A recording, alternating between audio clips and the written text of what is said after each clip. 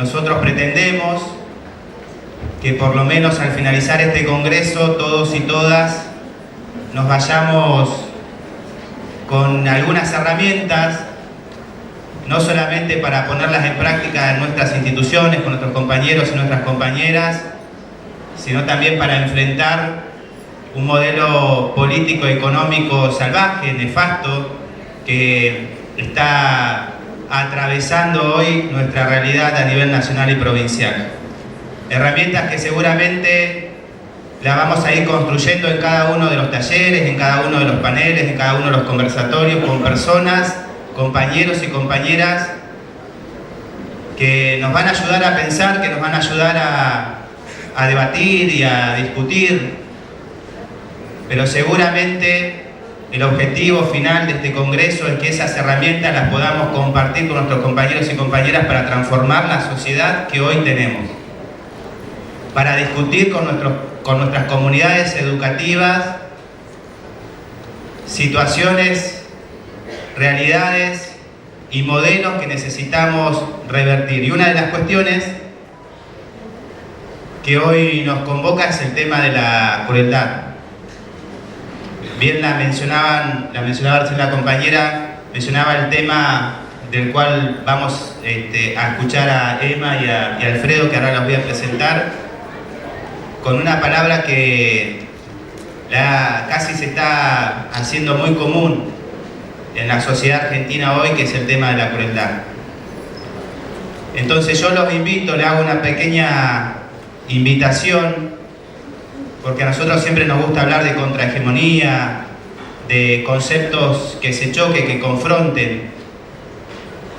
¿Qué conceptos nos podemos llevar hoy nosotros y nosotras de acá que sirva para contrarrestar la crueldad? No voy a profundizar mucho en lo que significa la crueldad hoy en día, con todo tipo de políticas que estamos padeciendo los trabajadores y trabajadoras de la educación, la sociedad en general. Pero sí los invito a que pensemos en una palabra que pueda contrarrestar ese concepto. Hoy me toca presentar al compañero, voy a empezar por la compañera, por Emma Camadro. Emma, aparte de ser una compañera, y ya le voy a decir el currículo, es una de las personas que nos está ayudando un montón a la UNTER en este contexto difícil que estamos atravesando. Ustedes saben que por querer andar reclamando lo que queremos reclamar, por lo que creemos que es justo, y por generar este tipo de espacios donde nosotros pensamos y nos contenemos y salimos con este concepto de que nadie se salva solo, el gobierno de la provincia de Río Negro, el año pasado, allá por un conflicto que tuvimos, recortó las licencias de la Escuela de Formación y Capacitación, la Escuela Rodolfo Walsh. Por eso hoy los compañeros Flavio, Mari y Rodo, que son los que estaban a cargo de la Escuela Rodolfo Walsh, no están acá, pero sí han estado trabajando ad honorem y combinando el trabajo de la escuela de la institución en la que trabajan actualmente con el trabajo que significa la Escuela Rodolfo Walsh y la capacitación. Así que les voy a pedir un aplauso para Mari, para Flavio, para Rodo, que son los compañeros de la Escuela Rodolfo Walsh.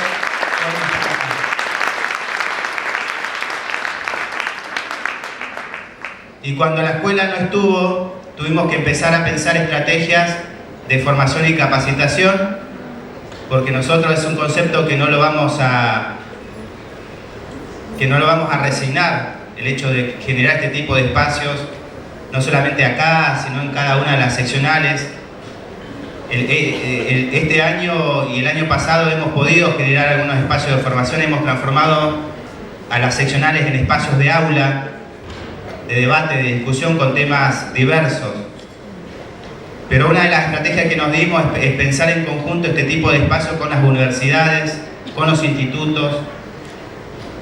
Y Emma fue una de las compañeras que ha firmado el convenio con la UNTER para generar este espacio digo EMA, pero estoy hablando de la Universidad Nacional del Comahue y de la Facultad de Ciencias de la Educación y Psicología.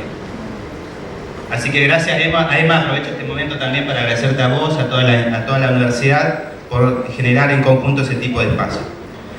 Emma Camadro es licenciada en Educación de nivel primario y profesora en enseñanza primaria, egresada de la Facultad de Ciencias de la Educación, Universidad Nacional del Comahue. Es decana de la Facultad de Ciencias de la Educación y Psicología, presenta una extensa trayectoria como docente, investigadora y extensionista en actividades referidas a la formación docente de los niveles inicial y primario. Les pido un aplauso, por favor, para Emma.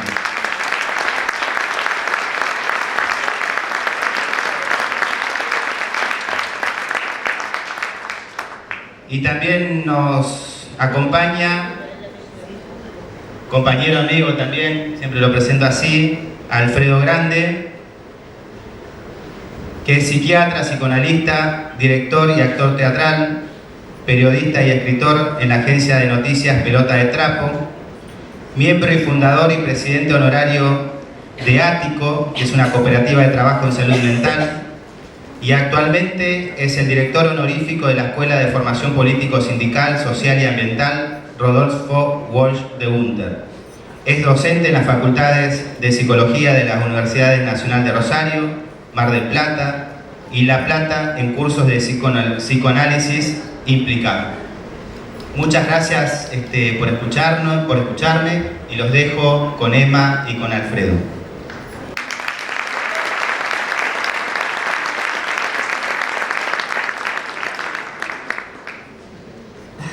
Buenos días a todos, a todas, a todes.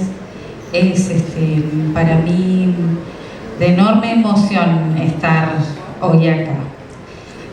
Soy una docente que he sido afiliada a UNTER, he militado en UNTER, he dado clases en las escuelas de Río Negro y es una tarea que he asumido desde el primer día en que entré a la universidad, el compromiso para luchar por la educación pública y gratuita. No suelo leer cuando me convocan a estos espacios, sin embargo, sé que la emoción podría hacerme perder la coherencia. Así que les pido permiso para leer lo que he estado escribiendo y compartir con ustedes especialmente esta idea de cómo proponer formas de resistencia y de acción contra la crueldad. Yo tengo un campo en el que me desempeño, que es el de la enseñanza. Mi métier, como decimos, es enseñar a enseñar. Y desde este lugar es que quiero compartir con ustedes estas líneas. En principio, celebrar los 51 años de UNTER, una organización que ha sido faro de resistencia y construcción colectiva en defensa de la educación pública y gratuita en Río Negro. Como decana de la Facultad de Ciencias de la Educación y Psicología, quiero dar un saludo, un abrazo afectuoso a través de Silvana, mi amiga y compañera, a todos y todas y todos los docentes de Río Negro. Bueno, este congreso que celebra un año más de la UNTER es un congreso que también manifiesta, como cada año, la invencible voluntad de construir una realidad donde la educación y la lucha son sinónimos de emancipación, justicia social y democracia. Entonces, el desafío es político, pedagógico y didáctico, digo yo. Vivimos un momento histórico donde los discursos libertarios de odio, junto a las recetas económicas siempre presentes de los neoliberales, avanzan sobre nuestros derechos, intentando desconocer principios fundamentales consagrados en nuestra Constitución, a la vez que construir una subjetividad donde la educación sea una mercancía, es una mercancía y quiere construir a los docentes como ejecutores de políticas de neutralidad epistémica. Ese señor, que es el presidente de la Nación, lejos de proteger los derechos de las infancias y juventudes, desfinancia las escuelas, deslegitima la tarea docente y promueve un ideario individualista que niega la educación como derecho social. Frente a esto, la pedagogía crítica nos interpela. ¿Cómo resistir? Ya aprendimos del maestro Paulo Freire, que nos enseñó que educar es un acto político, un gesto de amorosidad revolucionaria que desafía las estructuras de opresión. Hoy, ese gesto implica organizarse, denunciar las injusticias, formarse y defender las leyes que consagran nuestros derechos a la vez que las pensamos críticamente. Yo voy a plantearles desde eso que creo que sé un poco, dos dimensiones. Desde la didáctica, que según entiendo pueden ser lo que podríamos llamar dos dimensiones normativas. A la didáctica se la acusa siempre de ser la hermana instrumental de la pedagogía. Yo digo que la didáctica se piensa desde la pedagogía y con la filosofía. Así que en ese sentido quiero invitarlos e invitarlas a pensar cómo luchar contra la crueldad y la pedagogía mercantilista desde dos dimensiones: la escuela como territorio de disputa y los docentes como intelectuales transformadores. Vamos entonces a pensar la didáctica filosófica y pedagógicamente. Y entonces decimos que la escuela no es neutral. Es un campo de lucha de sentidos, a través de batallas cotidianas. ¿Contra qué peleamos? Contra el modelo libertario neoliberal que mercantiliza el conocimiento, precariza el trabajo docente y naturaliza las desigualdades. ¿Qué proponemos? ¿Qué propone y qué hace propicio este Congreso? Propone un modelo democrático y popular, que entiende la educación como herramienta de transformación social desde una perspectiva decolonial, feminista y ambientalista. Como bien señala Katherine Walsh, la educación debe ser intercultural y antirracista, capaz de cuestionar los relatos hegemónicos y recuperar las voces silenciadas por el colonialismo. Por eso, este Congreso debate temas urgentes, porque la ESI está bajo amenaza, porque el extractivismo no mira lo ambiental y porque defendemos la memoria como pedagogía de resistencia. Esas luchas en el ámbito de la escuela entiendo como necesario llevarlas adelante sosteniendo la disputa por la igualdad. Hace años vengo planteando en las aulas universitarias que en tiempos donde la igualdad nos ha sido quitada como premisa democrática, les vengo a proponer y propongo que la retomemos como premisa didáctica, al modo en que lo plantea el filósofo Jacques Rancière. Él sostiene que enarbolemos la idea de la igualdad de las inteligencias, un ideario que nos propone posicionarnos políticamente para dar lugar a la construcción de un mundo escolar donde reconozcamos a todos la potencia afirmativa para la apropiación del conocimiento, o sea, potencia afirmativa para aprender. Rancière nos invita a pensar la igualdad no como un punto de llegada, no como un punto a alcanzar, sino como un supuesto práctico desde el cual actuar todos los días en el aula. En su obra, el maestro ignorante desafía la lógica tradicional de la educación que parte de la desigualdad, el maestro que sabe y el alumno que ignora. En cambio, propone que la verdadera emancipación intelectual surge cuando partimos del principio de que todas las inteligencias son iguales. Es un principio político que se hace y se lleva adelante en la práctica didáctica. Este enfoque que plantea que todos y todas somos capaces de aprender, de pensar y de crear es radicalmente democrático, porque cuestiona las jerarquías impuestas por las políticas y discursos meritocráticos, donde los estudiantes, las estudiantes son clasificados según supuestas capacidades innatas o contextos sociales. Como docentes, sabemos que estas categorías suelen producir desigualdades. Son las formas de una crueldad donde algunos son etiquetados y etiquetadas como menos capaces, mientras que los de contextos privilegiados acceden a mejores oportunidades. Rancière, o siguiendo a Rancière, desde lo que sé hacer, que es enseñar, planteo que la educación, la enseñanza y esta lógica que refiero no es neutral, es política, son relaciones de fuerza.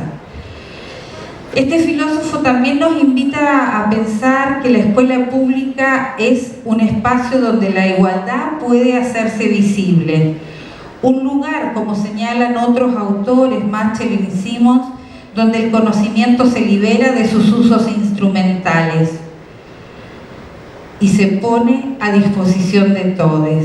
La escuela como tiempo libre. Seguramente ustedes han escuchado a muchos pedagogos y pedagogas hablar de la escuela como tiempo libre, tiempo en el cual puede transcurrir la relación de saber, porque la cosa está puesta sobre la mesa, porque las inteligencias son iguales.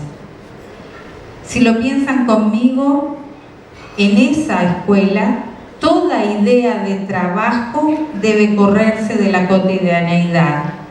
Las relaciones del trabajo no son las relaciones pedagógico-didácticas, sino las relaciones con el saber. Sin embargo, decimos, hoy la escuela está bajo amenaza. Las reformas educativas inspiradas en discursos meritocráticos promueven la flexibilización, la competencia y la adaptación a un mercado laboral precarizado. Se nos dice que la educación debe maximizar algún talento, garantizar la empleabilidad, pero en realidad eso oculta una trampa: la naturalización de las desigualdades al convertirlas en competencias o capacidades de los esfuerzos individuales. Quiero proponerles la tarea de pensar una y otra vez en las aulas la igualdad de las inteligencias y que esto tiene implicancias concretas. 1, suspender las jerarquías. 2, profanar el conocimiento. Y 3, crear tiempo y espacio.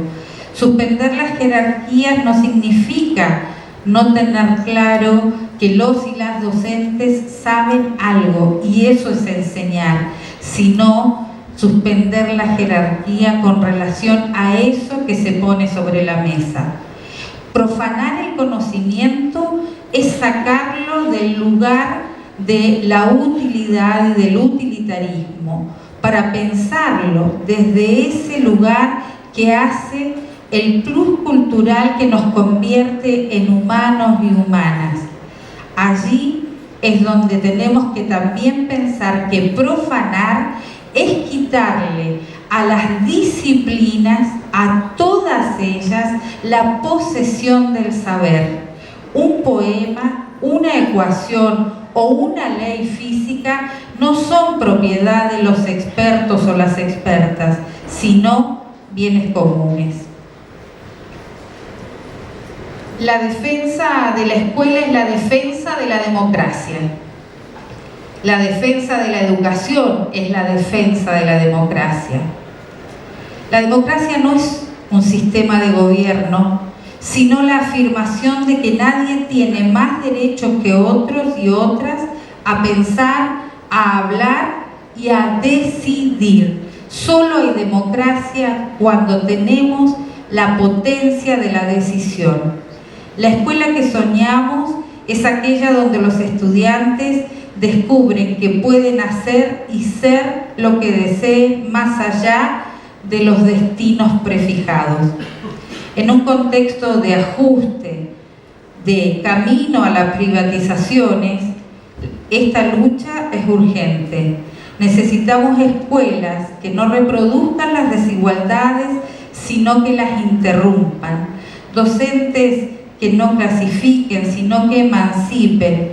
Y un movimiento sindical como el de UNTER que siga defendiendo la educación como un derecho común, no como un privilegio.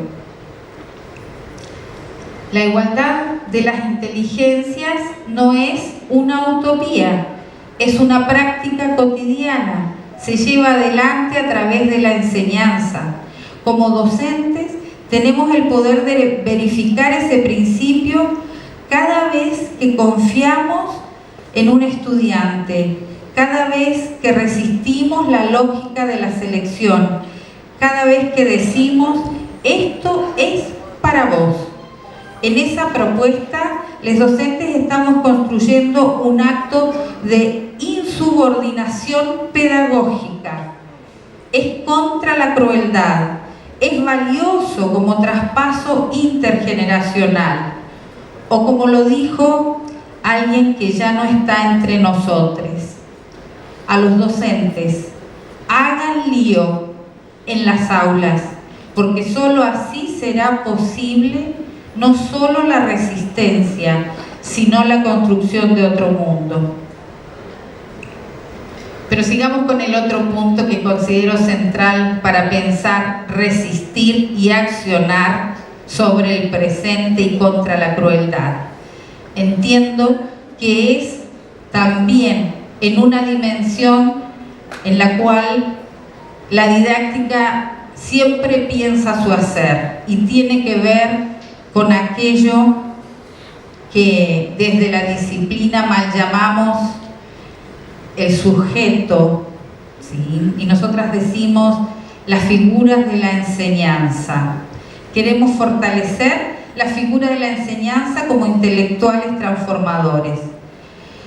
Los y les trabajadores de la educación no adoctrinamos, enseñamos a pensar críticamente. Somos trabajadores intelectuales, como diría Gramsci, con la tarea de desmontar el sentido común dominante. Hoy, cuando se nos acusa de adoctrinadores y adoctrinadoras por enseñar perspectivas de género o memoria histórica, a ello respondemos con más formación, con más organización y con más lucha, porque la docencia no es un sacrificio, es un acto de dignidad. Pero la dignidad no es solo un pronunciamiento político, sino que es un saber didáctico que se basa, según entiendo, en dos dimensiones. Por un lado, la construcción de figuras de la enseñanza que reconozcan el momento sociocultural, político y pedagógico en el que nos encontramos. Se trata el que vivimos de un momento de mutación profunda de los modos de vivir que hasta ahora hemos conocido. Sin embargo, reconocer las mutaciones no es adherir sin beneficio de inventario. Muy por el contrario, es asumir la tarea intelectual de pensar el mundo para las nuevas generaciones. Por otro lado, algo que hoy, en este mundo donde la tecnología emerge con tanta fuerza, parece que hemos dejado tal vez de discutir y debatir en torno al conocimiento, no en términos de afirmación, sino de conocer el sistema de producción en que nos encontramos y sus efectos de crueldad y control que ejecuta sobre la vida, atreviéndonos a enfrentarlo, ¿sí? Porque ha penetrado con refinadas formas a nuestro sentido común, a nuestro sentido del saber, a nuestro sentido ético, a través de la cooptación ejercida ya por lo que no son herramientas, sino productoras de subjetividades como son las pantallas.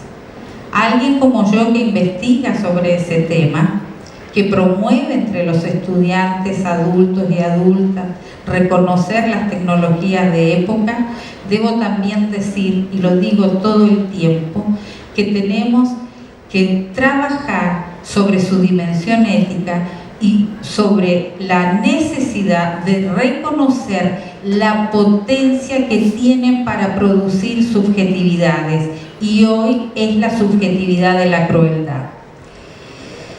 Quiero compartir con ustedes o seguir compartiendo a otros autores. Nadie habla por sí mismo, nadie habla por sí misma, no hablamos solos, no empezamos a conversar desde hoy. Conversamos desde otros y con otros. Y quisiera compartir con ustedes palabras de Silvia Luzzaschi y de Giorgio Agamben, pedagoga argentina y filósofo italiano. Y con ellas, especialmente con Silvia, hacer una pregunta que ella nos propone, en todo caso no sabe que la escribió. ¿Qué significa ser docente en tiempos donde el rol mismo está en crisis? La autora nos invita a pensar más allá de las prescripciones institucionales en una idea que expresa como fuera de rol y en el medio de las cosas, donde nos propone que la educación se vuelva un acto de escucha radical, un gesto que desborde los mandatos para habitar la incertidumbre y la potencia de lo imprevisible.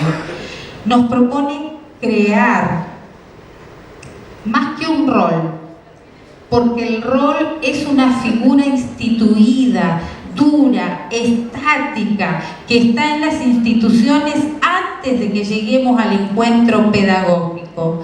Es la figura que nos dice cómo debemos ser y quiénes deben ser los estudiantes y las estudiantes. Silvia Luzzaschi nos propone enfrentarnos al rol para construir figuras de la enseñanza que reciban a las infancias, a los jóvenes y a los adultos y adultas en la escuela. Nos propone, por ejemplo, producir un maestro de efecto túnel. Ella lo describe como estamos siendo partículas que se transforman en ondas capaces de atravesar las barreras de lo establecido para crear nuevos sentidos, o como maestros y maestras errantes, para que recibamos a los pibes allí donde ellos están. Ella lo llama la cueva de los pibes. Para ello, la figura de la enseñanza que sirve de fondo es la de docente como intelectual, comprometido con su tiempo, comprometida con las nuevas generaciones. Un docente, una docente atenta a las transformaciones de la cultura para acompañarlas o resistirlas, preocupada de la formación como un gran compromiso que le ayuda a sostener su artesanado que cobra realidad cuando hace lo que sabe hacer bien, enseñar. En los términos de Paulo Freire, se traduce en que educar no es depositar conocimientos, ese tan mentado modelo bancario contra el que luchó, sino mediar diálogos críticos que muestren las contradicciones del capital. O en los términos de Giroud, que nos propone una pedagogía de la frontera, es decir, que en la enseñanza se crucen límites disciplinarios, que no sean las disciplinas solo las que nos impongan el saber a enseñar, sino que conectemos el currículum con las experiencias de la gente. Por otro lado, siguiendo a Agamben, puedo plantear otra pregunta. ¿Cómo devolver el saber al uso común, liberándolo de las separaciones que lo convierten en mercancía? El filósofo nos propone una idea: profanar. Profanar es devolver al uso común, en este caso, lo que el mercado construye solamente con sentido de utilitarismo. Entonces se trata de que la escuela y las acciones gremiales desactiven dispositivos que producen saber como mercancía. Por ejemplo, evaluaciones estandarizadas, currículos rígidos, formación por competencias o por paquetes, hasta las subvenciones a las escuelas privadas o religiosas. Hay que desactivar dichos mecanismos para proponer su contracara como herramientas al servicio de la comunidad. Evaluaciones formativas, debates curriculares continuos realizados por las propias comunidades en perspectivas de justicia curricular, formación sistemática vinculada a la educación superior y a la educación universitaria, y utilización del presupuesto educativo garantizando la escuela pública y gratuita desde la infraestructura edilicia y tecnológica.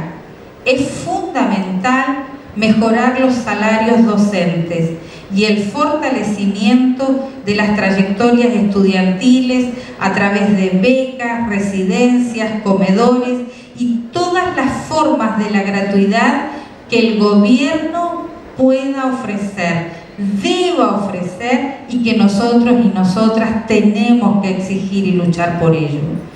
La educación, y espero que nuestros gobernantes lo entiendan, es la inversión más relevante de una nación, y la forma que un gobernante muestra el amor que siente por la ciudadanía que gobierna. En definitiva, como sostuvo Paulo Freire también en su libro Política y Educación, la escuela es un lugar donde se lucha por la hegemonía, donde se disputan significados, donde se aprende a nombrar el mundo.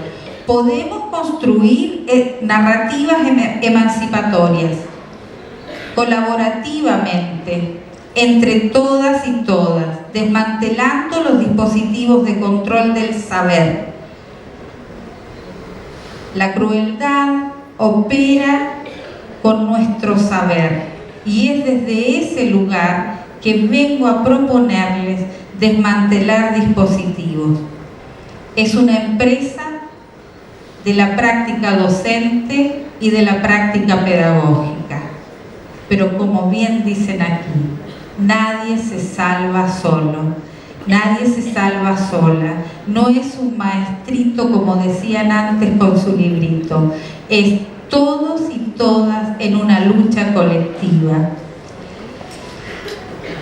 En este acto de profanación creativa que propongo, el sindicato es nuestro aliado.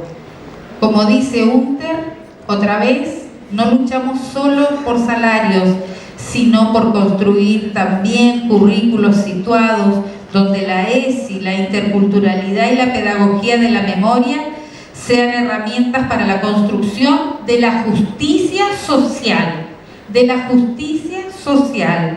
porque, como advierte Agamben, el capitalismo quiere convertir todo en improfanable, encerrado en museos o pantallas, y nuestra tarea es arrancarle a la educación su potencia de uso común.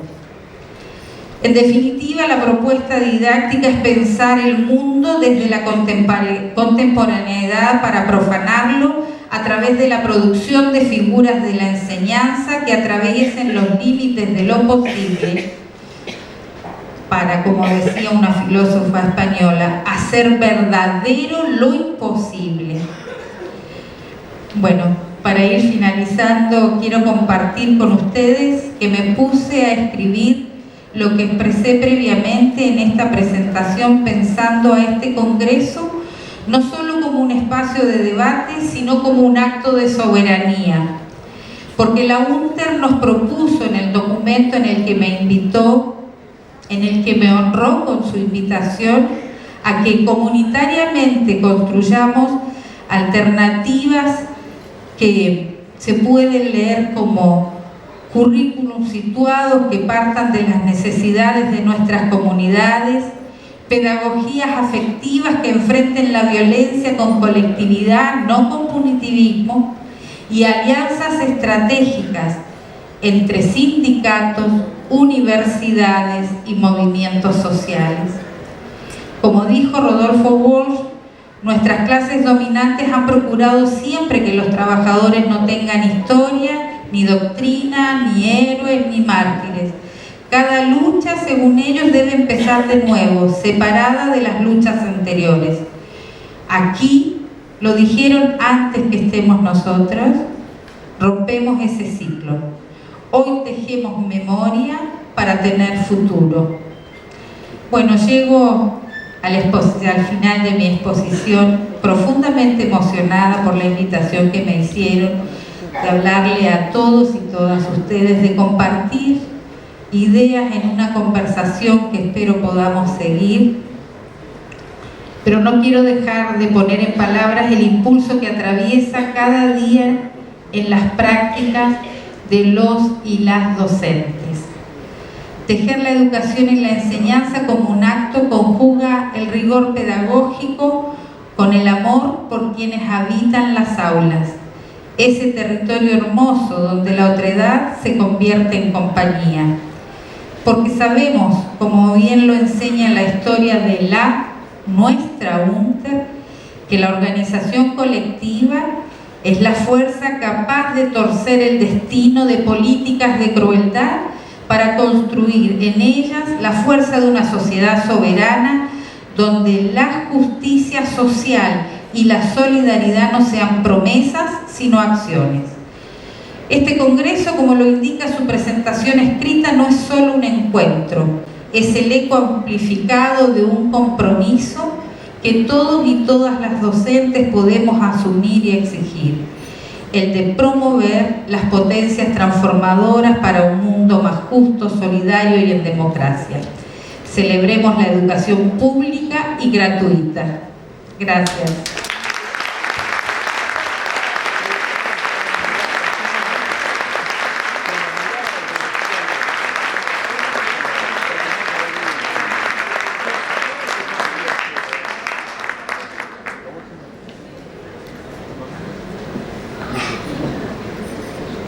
Bueno, ya di la formalidad de la presentación, leí el currículum que tiene Alfredo. Alfredo hace muchísimos años está acompañándonos en la formación, en la capacitación, hace muchísimos años también que comparte con nosotros este tipo de congreso. Hoy va a tener como una tarea diferente porque generalmente la tarea de Alfredo es hacer una síntesis. Él recorre cada uno de los talleres y al final del congreso siempre nos ha podido compartir una reflexión de lo que ha significado para él y entrelaza todos los conceptos que se trabajan en cada uno de los talleres para dar un análisis final. Hoy lo invitamos especialmente para que nos comparta su visión de la realidad por la que estamos atravesando con este concepto de la crueldad, que sabe mucho. Seguramente ustedes deben tener en cada una de las escuelas e instituciones libros de Alfredo que hablan de lo que significan los aforismos implicados, de muchos conceptos, pero bueno, Alfredo también desde hace un buen tiempo está participando como miembro honorífico de la Escuela Rodolfo Walsh. Él aconseja y asesora también sobre lo que tenemos que analizar en estos tiempos, pensar en conjunto y además Alfredo, como dije al principio, es un amigo de la UNTER. Un compañero de la UNTER que está muchas veces a disposición de nosotros para este tipo de encuentros y de formación, pero sobre todo para ayudarnos a pensar. Así que Alfredo Grande, un gusto de nuevo de poder contar en este congreso con ustedes, compañeros. Bueno, la noticia buena es que seré breve. Recuerdo a un amigo que escribió 10 tomos sobre un estudio sobre la brevedad, y escribió 10 tomos. Bueno, no es mi idea, y menos después de escucharla a él. Pero evidentemente es muy provocativo el título de este encuentro, que ojalá devenga en un acontecimiento, no siempre se puede asegurar, pero a veces se logra. Y tengo el hábito de crear nuevos amigos y nuevos enemigos cada vez que hablo. Entonces empezaremos por la primera parte. Primero, creo que la potencia revolucionaria no está en el sustantivo, sino en el adjetivo. Por eso hace mucho tiempo que no hablo de democracia, o si hablo de democracia, el adjetivo, porque hay muchas formas de entender la democracia. Últimamente, democracia es igual a sufragio, por ejemplo, lo cual es una bestialidad. ¿Presidente será presidente o no? Parece que sí, pero no es mi presidente, por ejemplo. No lo considero mi presidente, ni nada por el estilo, ¿no? En ese sentido, soy acéfalo o anencéfalo. Creo que la cualidad hay que incorporarla siempre, si no lleva a terribles confusiones. Es cierto que la crueldad se considera un sustantivo, pero uno habla con palabras, pero piensa con conceptos. Y el concepto tiene forma racional, tiene fondo racional y se apoya en una definición. Entonces, para hablar de crueldad, mi definición de crueldad es planificación sistemática del sufrimiento. Y acompaña a la humanidad desde remotos tiempos, ¿no? Quizás sea emblemático la tortura como paradigma de lo cruel. Pero los que conocemos letras de tango y hemos leído algo, para citar 1984, George Orwell hizo un tratado sobre la crueldad, por ejemplo, que habría que releer por lo menos una vez por año y después salir de la depresión de traer la lectura. La crueldad es la planificación sistemática del sufrimiento, y en ese sentido comparto que este gobierno es cruel. El problema, y acá empieza el segundo tema delicado para hacerse amigos y enemigos, es que ¿cuál es el antídoto contra la crueldad? Que es una pregunta que vos hiciste, creo, ¿no? Y ahí viene el problema. Como viene el gran problema, ahora les voy a decir cuál es el antídoto, ¿no? Yo a diferencia no escribí nada porque me gusta que me lleve la emoción. Total, aquí al coordinador me dice: Alfredo, te fuiste al diablo, y yo respondo. ¿Cuál es el antídoto ante la crueldad? Voy a hablar del antídoto. Oportuna. Me tiene una confianza bárbara. Eso voy a tirar todo. Hay una divisoria de aguas. A mí me gusta mucho el tema de la divisoria de aguas. Debo tener algo de Moisés en la cabeza. La divisoria de aguas es muy necesaria, o también la delgada línea roja, ¿no? Es muy interesante. Lo de la grita nunca me interesó, pero la delgada línea roja sí. Por ejemplo, ¿el presidente actual es causa o es consecuencia? Había un juego, no me acuerdo, viejísimo, ¿verdad? O consecuencia. Y yo creo que ahí se establece una delgada línea roja. Yo creo que el autoidentificado como presidente es consecuencia. Ahora, ¿de qué? Y ahí empezamos a hablar, pero establezcamos primero eso. Muchos y muchas supongo que creen que es causa. No es mi idea. Para mí es la letal consecuencia de décadas donde se fue alfombrando esto que sufrimos ahora. Ahora, el problema para mí es que el antídoto contra la crueldad es un antídoto que es repudiado por la democracia formal, por la democracia berreta, perdón que use método didáctica académica, la democracia berreta, que es la violencia. Y la violencia ha sido absolutamente convertida en tabú, por lo menos desde el año 70, 80. Que ser violento es malo. No sé si ustedes vieron una película, Un Día de Furia. A mí me encantó Un Día de Furia. Y después me di cuenta que en realidad los yanquis, que hacen cosas crueles pero las filman, es un día que habilitan la furia y además el furioso termina muerto. Hace poco salió una noticia, muerto de frío en el Hospital Fernández de la Ciudad de Buenos Aires. No fue muerto de frío, fue asesinado. Entonces esa licuefacción del lenguaje contribuye a la crueldad, porque nadie muere de frío. Acá podrán morir de muchas cosas, pero no de frío, hay mucha calefacción. Es más, anoche no puedo dormir de tanta calefacción que hay.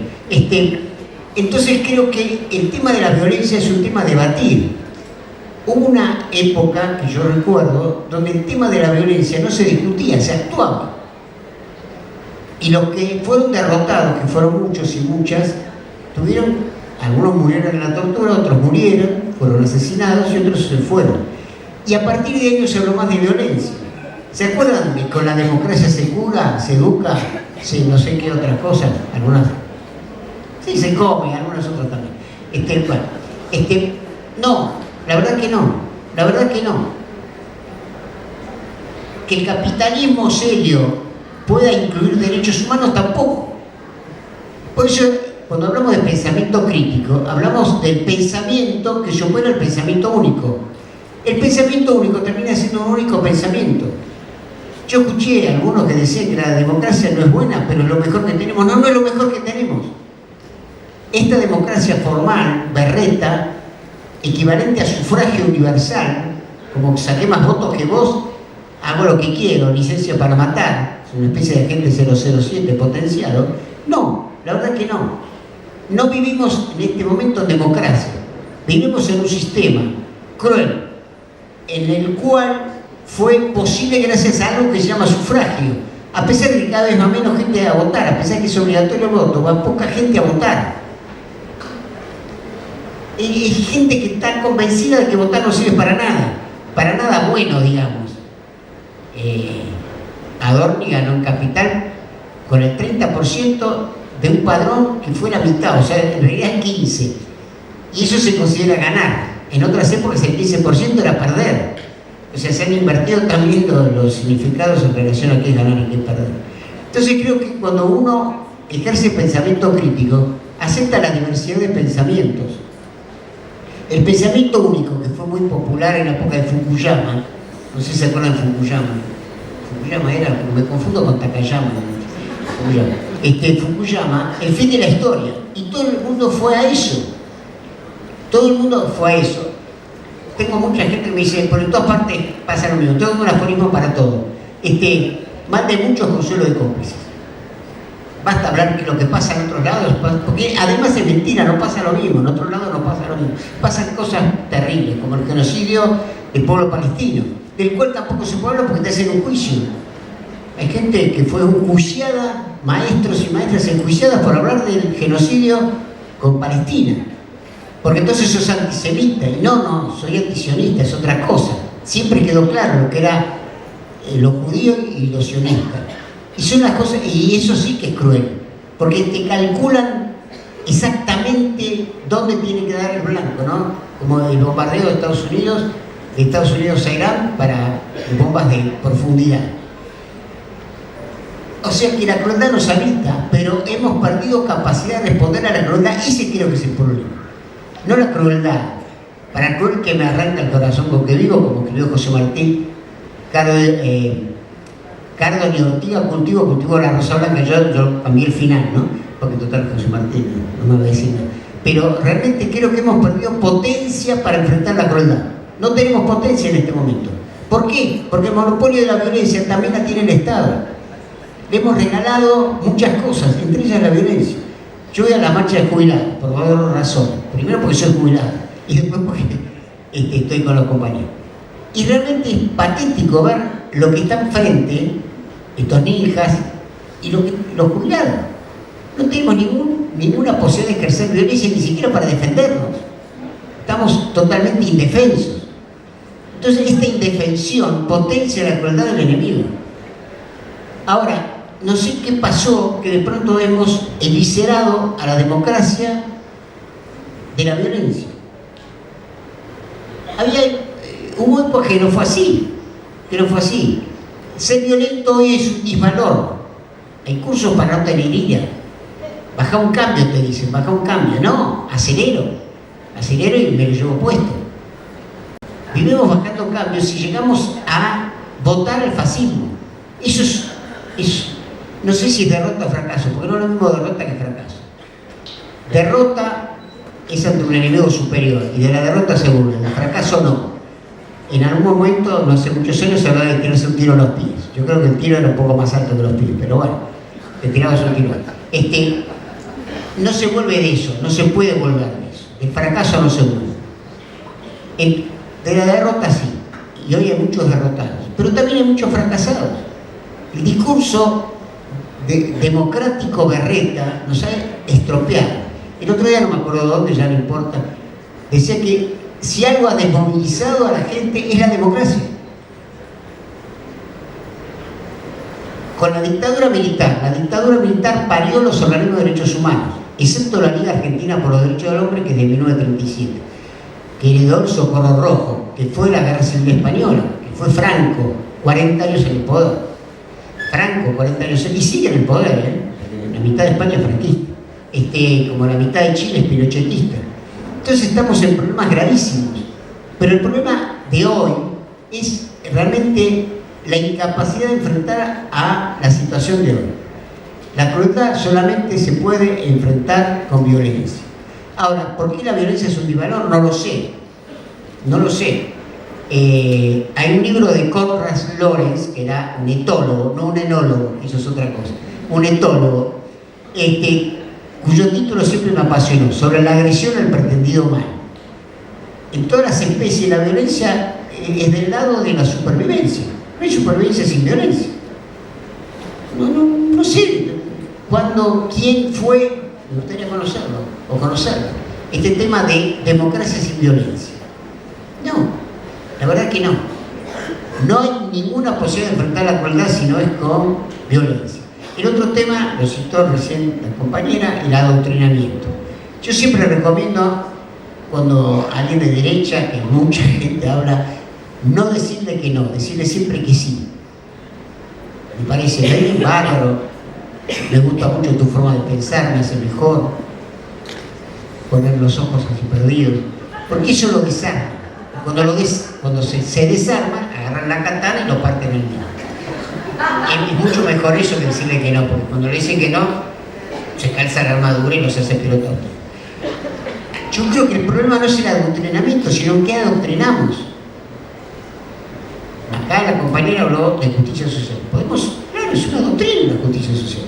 Es un sentimiento, es una doctrina. Yo creo que hay que adoctrinar en las cosas buenas, en las cosas alegres, en las cosas importantes. Acá, como violencia es un disvalor, adoctrinar también es un disvalor y hay que disputar eso.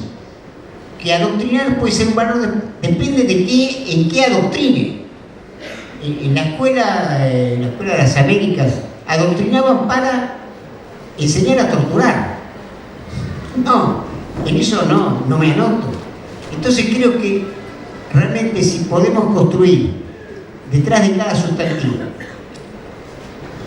un adjetivo que le dé a ese sustantivo el sentido que yo le quiero dar, es mucho mejor para la violencia simbólica, la violencia cultural. La cultura también es violenta. Las religiones son violentas. ¿Por qué nos asustamos tanto? Las parejas son violentas. Me gustó mucho la cita que se hizo de Jean Rivière. Yo soy psicólogo social. De paso.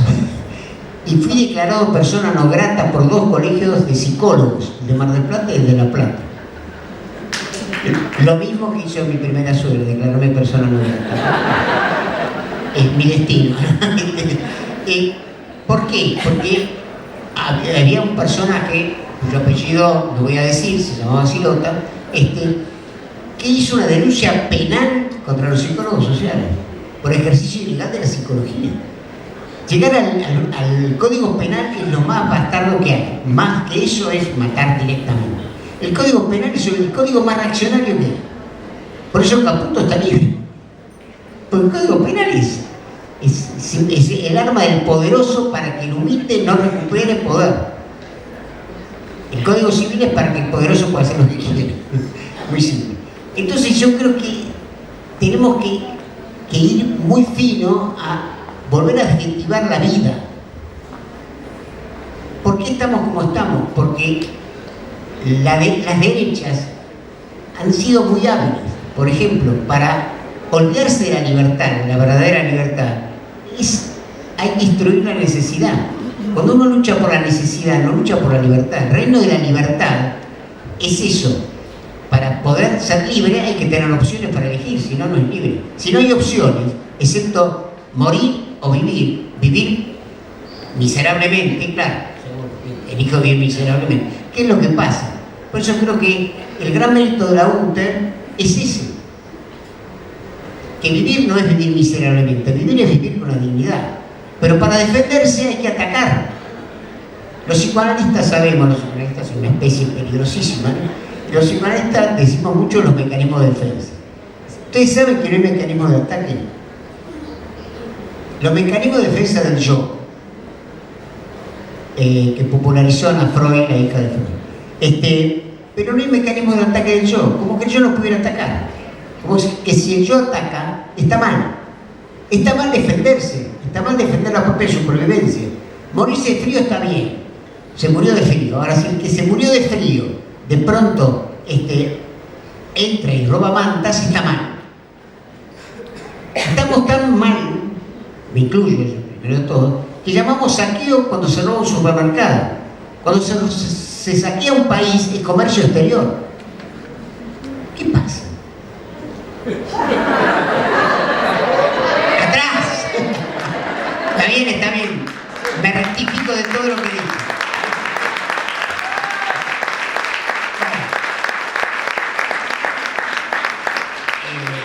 El otro día charlábamos con compañeros y compañeras en la UNTER y como que el espionaje total, ahora nos están escuchando. ¿Qué me están escuchando ahora? Bueno, la culpa es tuya. Bueno, nada más, simplemente compartir estas reflexiones y realmente creo que tenemos que volver a poner en valor palabras que fueron, por ejemplo, ahora se habla que nadie se salva solo. Eso es cierto, pero además, solo nadie salva. Solo nadie salva, ni sola, ni sole.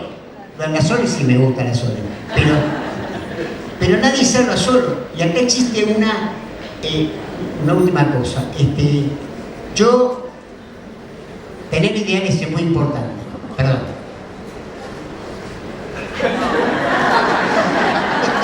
Tener ideales es muy importante.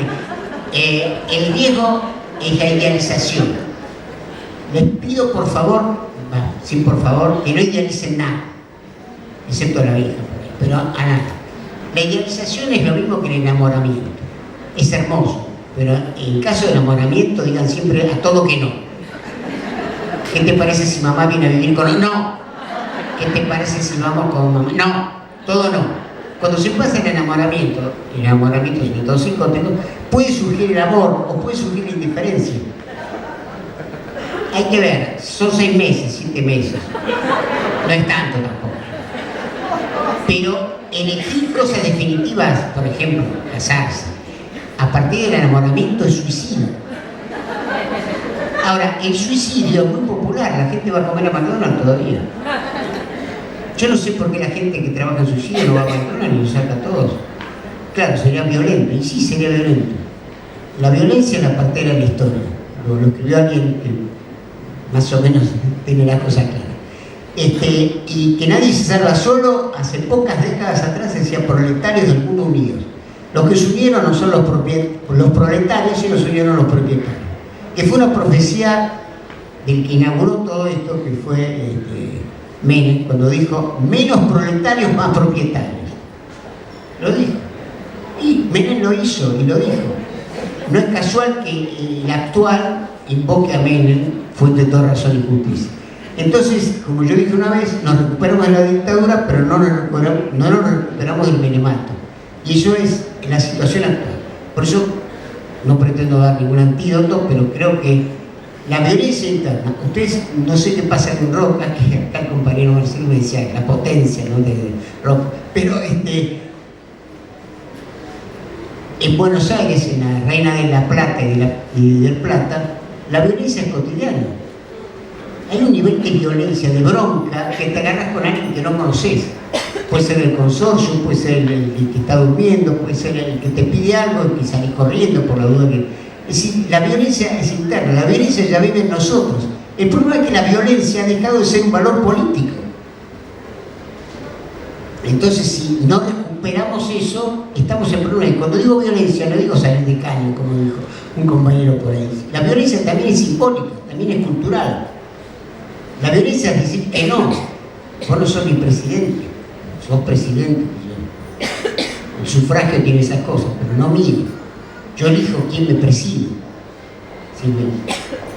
Bueno, recuperemos el valor político de la violencia. Adolfo Bosch, tan citado, murió combatiendo, fue asesinado combatiendo.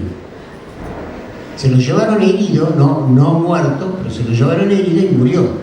Como murió la hija, como asesinaron a la hija. No digan, hagan lo que quieran, ¿no? Pero decir murió, no, hay muertos y muertos. Muchos muertos son asesinatos, por omisión o por acción. La gente que no tiene esto de pichulear remedios oncológicos es asesinato. Es asesinato. Y la pena para un asesinato es muy clara. Una última cosa, y juro que es la última. En la guerra de las Malvinas, que coincidió cierto fervor popular, el coronel Benjamín Rattenbach hizo un informe. Y en el informe decía hay que fusilar a los responsables de la guerra de las Malvinas. Fusilamiento. Fue rápidamente cajoneado y no se fusiló ninguno. Los comandantes de la Junta Militar, todos, tenían que ser fusilados por traición a la patria. No fueron fusilados. Las Fuerzas Armadas fueron indultadas. Las Fuerzas Armadas fueron indultadas. Habría que hablar mucho de la diferencia entre institución y organización, pero eso, no sé para cuándo, pero hay que hablar de eso. Las Fuerzas Armadas fueron y son hoy claramente un ejército de ocupación. También este es un gobierno de ocupación. Yo cuando hablo de este gobierno, hablo de un gobierno de ocupación. Ha ocupado todos los lugares, no todos, la UNTEP no, pero muchos otros lugares los ha ocupado. ¿Cómo volvemos a ocupar los lugares que son nuestros? Es todo un desafío. Ahora, lo que yo creo, respondiendo a la pregunta o inquietud, es que es imposible frenar la crueldad sin violencia. Y los que trabajan en violencia de género lo tienen claro. La mujer tiene anestesiada la capacidad de defensa. La cultura que yo llamo cultura represora ha anestesiado en la mujer la capacidad de defensa y otras capacidades durante siglos. Se ha elogiado la mansedumbre, la humildad, todo eso. Imposible así liberarse de la crueldad. Se la hacemos fácil al cruel. Se la hacemos fácil al cruel. Uno de mis aforismos que agradezco que se haya mencionado es: no tengo la seguridad de una tierra prometida, pero sí la convicción de una lucha compartida. Y creo que la UNTER, en la cual es cierto, hace 11 años ustedes que me soportan, es la lucha compartida. Es la única lucha que vale la pena. Por eso la violencia individual es sinónimo de terrorismo. La violencia estatal no es considerada violencia, sino justa defensa del Estado. El Estado tiene el monopolio del uso de la violencia. O sea que no es cierto que estén en contra de la violencia, están en contra de la violencia que los enfrenta. Otra trampa. El Estado tiene el monopolio de la violencia, constitucionalmente hablando. Esta constitución, la que tenemos, que además no se cumple, no es una buena constitución. Es una constitución que nos obliga a votar representantes que no son representantes. Es toda una enorme farsa, toda una enorme mentira, en la cual estamos todos, me incluyo. Yo en la última elección fui a votar. Después, inclusive me saqué una foto en el cuarto oscuro. Le pedí al presidente de mesa si podía, sí, sáquese la foto que quiera. Todos me dijeron que después la había borrado, pero no es cierto. Me saqué la foto y se la mostré a mi familia porque voté presionado por mi familia. Pero sabemos que ese viejo dicho, si votar sirviera para algo, estaría prohibido. Muy simple. Entonces creo que si podemos juntar alguna vez, el gran Chique mencionó, estuvo ¿cuántos años preso? 30, 20. Sí, preso. Bueno, era un luchador, era un revolucionario, escribió lo de la cárcel. Si no enfrentamos la crueldad con violencia, la crueldad seguirá reinando por décadas y décadas. Pasó con Franco, como pasó con Pinochet, que asesinó a Salvador Allende, terminó de senador vitalicio. ¿Eso merece respeto? ¿Eso merece algún respeto? Pinochet terminó de senador vitalicio después de haber asesinado al presidente de la nación en ejercicio. Y sin embargo, bueno, sí, fue elegido senador. Uruguay, país que tiene muchas cosas mejores que nosotros, otras no tanto, votó la caducidad de la pretensión punitiva del Estado, o sea, la impunidad. Bueno, así es muy difícil, diría imposible. De lo difícil, como dice acá, a lo posible, es solamente posible generando acontecimientos. Ahora, la parte buena es que no se puede predecir qué va a ser un acontecimiento. Muy difícil. Para mí el 17 de octubre del 45 fue un acontecimiento. ¿Habrá otro 17 de octubre alguna vez? No sé, la verdad es que no lo sé. Bueno, muy bien. Gente hispana, que va a haber pronto porque si no, no llego. Bueno, muchas gracias.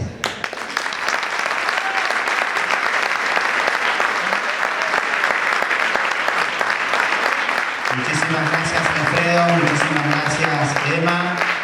Lamentablemente nos hemos quedado sin tiempo, pero estoy seguro que muchas y muchos de ustedes se han quedado con ganas de conversar, de hacer alguna consulta. Alfredo y Emma se van a quedar. Alfredo seguro porque tiene asegurado el pasaje mañana recién. Emma, espero que sí. Para seguir conversando. Bueno, Alfredo lo esperan afuera. Compañeros, compañeras, si ustedes miran alrededor también de este espacio, hay consignas en banderas, en afiches, hay banners históricos que hacen un recorrido de la lucha de la UNTER. También es importantísimo que podamos observar en algún momento, que podamos leer, porque el recorrido histórico también hace a la identidad de nuestro sindicato en nuestros 51 años. Yo me preguntaba, y cortito, nada más porque me voy a ir no me voy a ir sin esta duda. ¿Cuántos y cuántas de ustedes aquí presentes tienen menos de 10 años de antigüedad en la docencia? Que levanten la mano. Mirá, Héctor. Muchos compañeros y compañeras, todos los que han levantado la mano, todas las que han levantado la mano, no han vivido, por ejemplo, Chichinales, ¿sí? Una lucha histórica de la UNTER y muchos otros hechos más. Y el resto, que seguramente tienen muchos y muchos años de antigüedad, han sido partícipes activos y activas de todas las luchas históricas que ha tenido este sindicato. Así que es un buen momento también para reivindicar a muchos compañeros y compañeras que han logrado todos los derechos que hoy conquistamos como trabajadores y trabajadoras. Gracias, compañeros, gracias, compañeros.